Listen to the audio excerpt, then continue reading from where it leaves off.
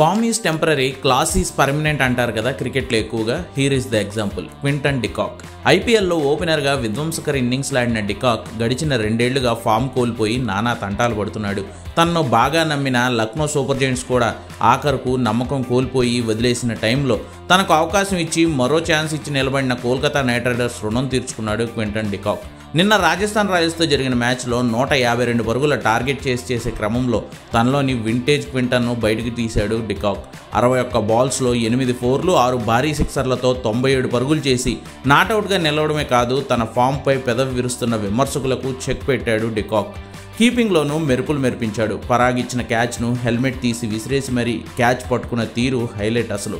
2021లో టెస్టుల నుంచి, 2023లో వన్డేల నుంచి చిన్న వయసులోనే రిటైర్మెంట్ ప్రకటించిన డికాక్ 2024 టీ20 వరల్డ్ కప్ తర్వాత సౌత్ ఆఫ్రికాకు మళ్ళీ ఆడను కూడా లేదు.